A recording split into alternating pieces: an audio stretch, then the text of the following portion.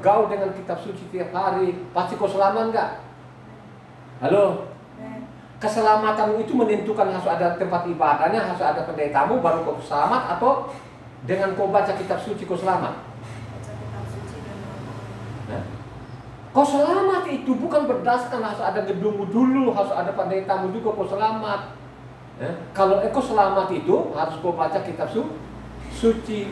Ya, makanya ditulis di sana Imamat 18 ayat 5, baca cepat.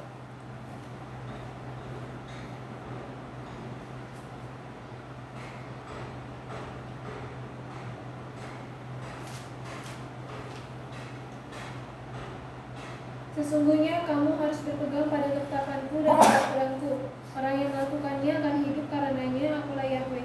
Itu yang dia maksud, ya. Karena ada yang sekarang dihancurkan bait suci yang dibangga pada kalau tempat ibadah dia hancurkan. Sekarang tinggal apa? Yang sisa apa? Yerusalem tinggal sisa apa?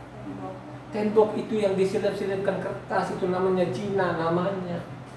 Apakah mereka namanya menyium-nyium tembok itu sudah Tuhan kehendaki? Tidak ada. Itu makin mereka keluar, makin berzina namanya. Berzina itu cium-cium namanya batu tadi ini. Tapi tidak pernah mereka mengkoreksi hidup mereka ini. Kenapa tinggal temboknya ini? Ya, apakah mereka tidak baca kitab suci ini? Mereka baca. Makanya benar nubuatan Yesaya itu betul. Ya. Sampai saat ini bangsa ini kok kayak susah banget. Ya. Benar nubuatan Yesaya. Kalau kau baca namanya Matitia 13 sana itu kan, dia bilang benar nubuatan Yesaya. Padahal di Yesaya ke Yasua kan berapa ratus tahun itu, ratusan tahun itu, ya. Bisa 1000 tahun itu, saudara. Coba, ya, coba. Ini nubuatan Yesaya di bangsa ini kan, ya. Sepertinya namanya kitab ini termeterai, ya. Makanya dia bilang kalau kita baca Yesaya 29 ayat 11 sana, sepertinya kitab itu termeterai. Jadi setiap mereka baca ini kayaknya susah banget untuk mereka menangkapkan. Susah benar. Ini sekarang seperti itu kan. Anaknya saja kan sudah dimeterai. Bagaimana mereka sekarang ini? Apakah mereka pendeta ini, apa dokter-dokter yang tidak baca itu di dalamnya? Ada hukuman yang sangat berat. Terus mereka langgar, mereka bikin namanya perjanjian baru. Nah, ini kan perjanjian baru bikinan manusia. Bukan bikinan orang Israel, tidak pernah ada. Karena orang Israel sendiri pun tidak pernah mengajarkan supaya ada ajaran baru yang bertentangan dengan namanya isi kitab Taurat. Tidak pernah ada. Mereka tuh pakai namanya itu. Makanya kalau kita baca namanya Eliasa dengan orang kaya, apa katanya? Ada kitabnya. Kalau engkau baca Luka 16 sana kan ada namanya orang kaya dengan orang miskin. Orang miskin namanya siapa? Eliasa, bukan Lazarus. Ini pengaburan, saudara. Dikaburkan semua di dalam isi kitab suci ini. Nah, kalau sudah begini mau mati, mau hidup, mati konyol itu. Ya, akhirnya disingkapkan. Pada waktu mereka disingkapkan tadi kebenaran, berani nggak mereka? Berani mati. Berani mereka, saudara. Kenapa mereka berani? Bahwa mereka tahu bahwa itu adalah Yahweh itu sendiri yang datang di bumi. Amin gak, saudara? Ya? Mereka berani mati namanya. Mau digantung-gantung deh, itu namanya orang beriman. Ya tak? Orang beriman. Makanya kalau engkau baca kitab suci pasti engkau selamat. Makanya kan ditulis juga Kisah Para 10 ayat 35, baca. Kisah Para 10 ayat 35, coba kau baca. Itu yang selamat.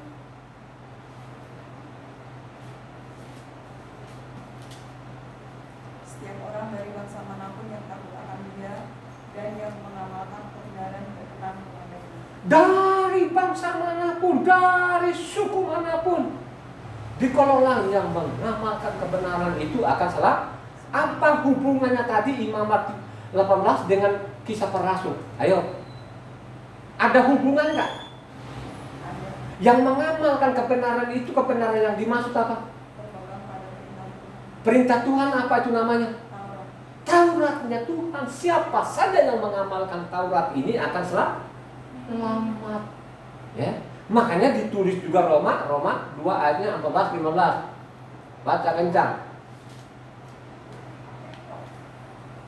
Apabila bangsa-bangsa lain yang tidak memiliki hukum Torah oleh dorongan diri sendiri melakukan apa yang dituntut hukum Torah, maka walaupun mereka tidak memiliki hukum Torah, mereka menjadi hukum Torah bagi diri mereka sendiri, sebab dengan itu mereka menunjukkan bahwa isi hukum Torah adalah tertulis di dalam hati mereka, dan suara hati mereka turut bersaksi, dan pikiran mereka saling menuduh atau saling membela.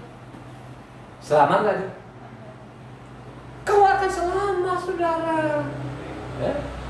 Makanya saya bilang ukuran kita sekarang itu Yerusalem kalau dibangun, baru saya anggap itu bahwa orang Israel sudah benar. Ya.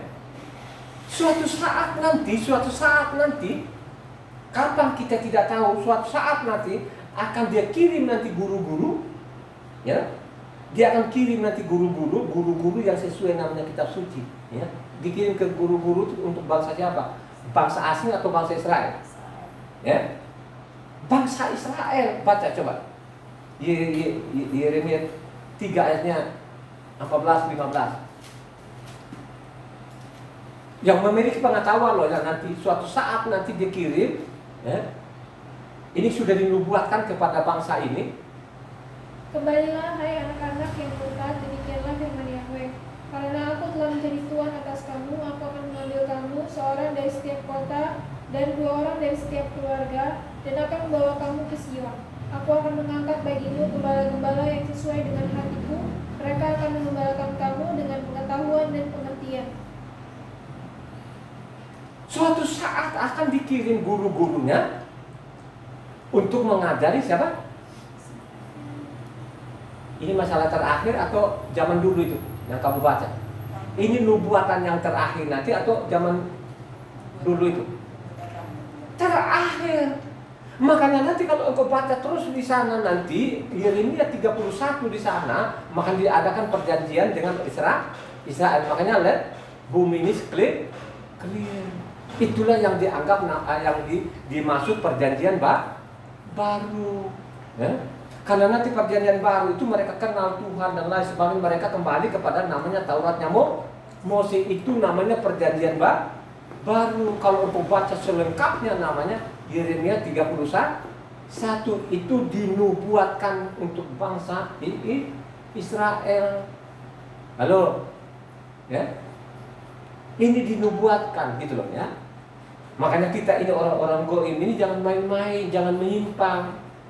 Anaknya menyimpang dia hajar sampai babak belur, gitu.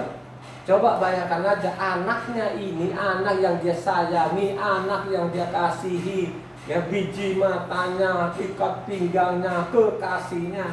Bayangkan aja perang dunia kedua itu 6 juta orang, saudara, gitu. Dia diamin.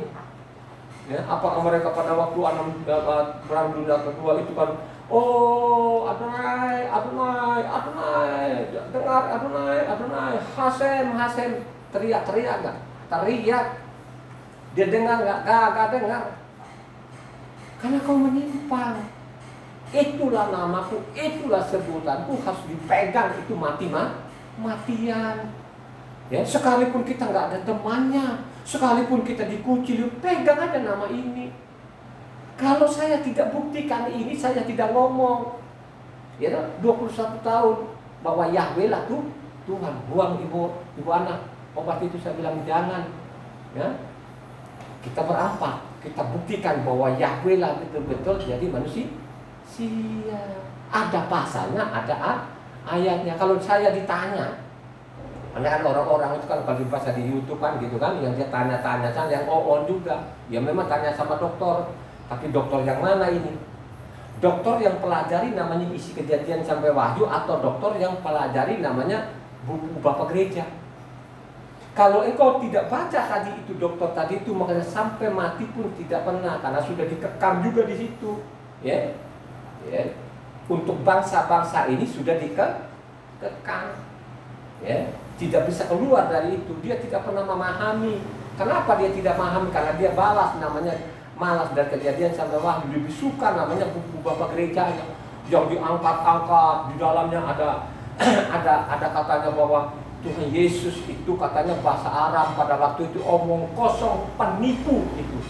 Saya mau kasih tahu, saya tegas-tegasin, penipu ulu. Tidak pernah saya temukan di dalamnya bahwa Yesua itu pakai bahasa Aram. Orang Aram itu musuh pebuyutannya namanya Israel, gitu?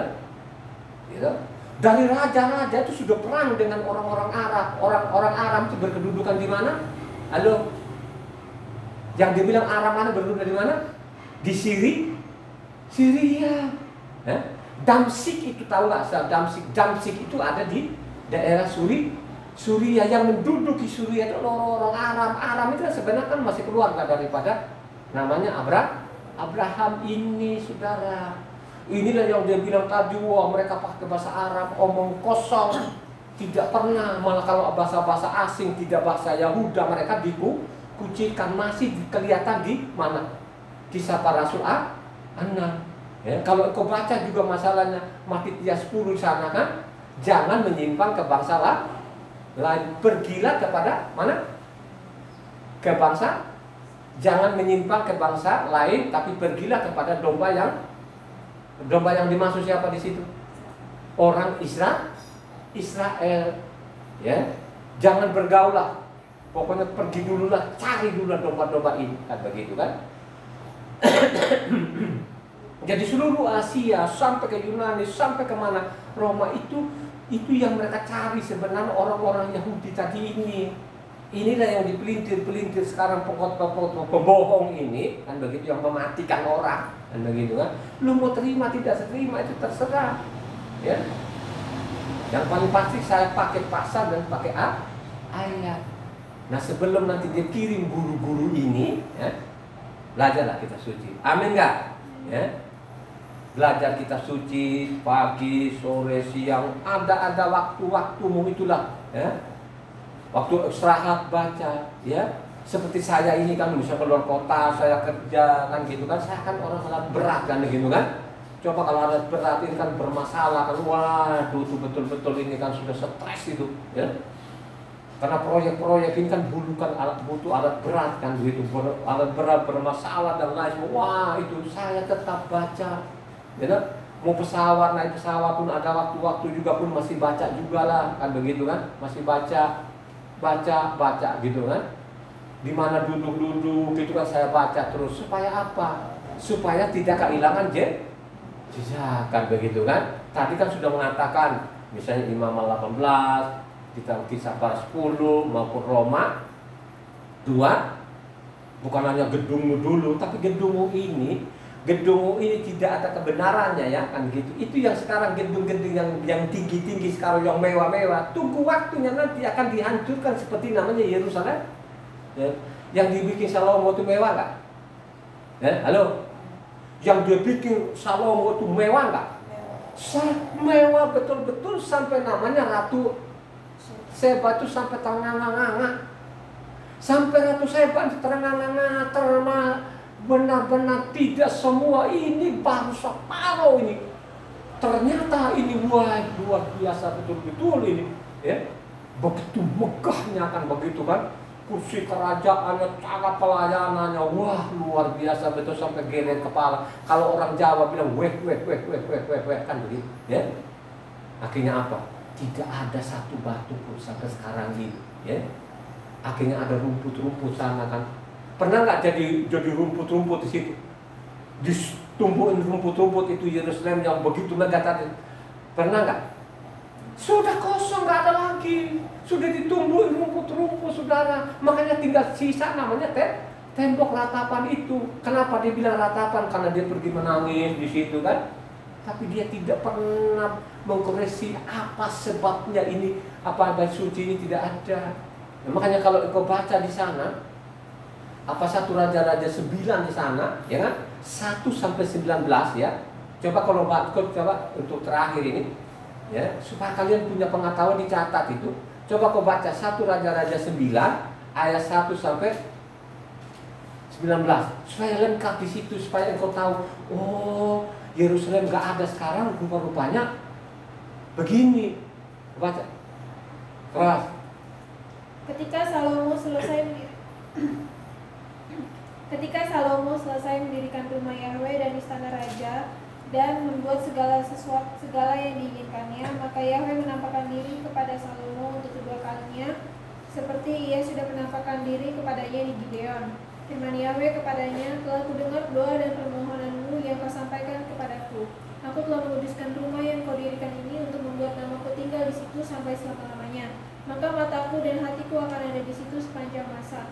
Mengenai engkau, jika engkau hidup di hadapanku sama seperti Daud ayahmu dengan tulus hati dan dengan benar, dan berbuat sesuai dengan segala yang kuperintahkan kepadamu, dan jika engkau tetap mengikuti segala ketetapan dan peraturanku, maka aku akan meneguhkan tata kerajaanmu atas Israel untuk selama-lamanya, seperti yang telah kujanjikan kepada Daud ayahmu, dan dengan berkata, keturunanmu tak akan terhapus dari tata kerajaan Israel. Tetapi jika kamu ini dan anak-anakmu berbalik daripadaku dan tidak berpegang pada segala perintah dan ketetapanku yang telah kuberikan kepada kamu dan pergi beribadah kepada ilah lain dan sujud menyembah kepadanya, maka aku akan melenyapkan orang Israel dari atas tanah yang telah kuberikan kepada mereka, dan rumah yang telah kukuduskan bagi namaku itu akan kubuang dari hadapanku. Maka Israel akan menjadi kiasan dan sindiran di antara segala bangsa. Dan rumah ini akan menjadi reruntuhan, sehingga setiap orang yang lewat akan tertegun, bersuit dan berkata, apakah sebabnya Yahweh berbuat yang demikian kepada negeri ini dan kepada rumah ini? Maka orang akan berkata, sebab mereka meninggalkan Yahweh Tuhan mereka yang membawa nenek moyang mereka keluar dari tanah Misraim, dan sebab mereka berpegang pada ilah lain dan sujud menyembah kepadanya dan beribadah kepadanya, itulah sebabnya Yahweh mendatangkan segala malapetaka ini ke atas mereka. Sekarang Yerusalem nggak ada malapetaka nggak? Malapetaka, akhirnya tembok yang dicium-cium. Tidak pernah mereka baca itu, ya? Tidak pernah mereka baca itu, tidak pernah mereka sadar dari itu, ya. Makanya dari situlah saya ini nggak mau main-main, saudara. Ya, siapakah saya ini? Ya, kalau mau ditanya saya dulu itu sebelum saya bertobat, sebelum kena kebenaran, saudara jangan main-main. Ya, saya seorang temperamen. Kalau saya bilang berani, berani beneran, bukan kerupuk. Dan begitu, saya jelajah seluruh Indonesia yang sudah saya jelajahi, ya. Saya masuk tempat yang paling sulit pun saya terobos itu, saudara, ya. Maka mereka bilang sama saya ini, wah ini apa syarat takutnya Bapak ini kayaknya sudah putus kayak ini kan begitu lah ya.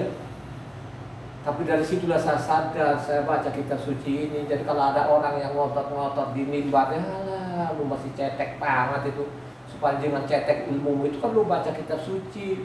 Jangan kau ikut-ikut orang-orang Yahudi yang ada sekarang. Makanya kita diperingatkan di Matius 16 sana, ya, supaya waspadai ajarannya.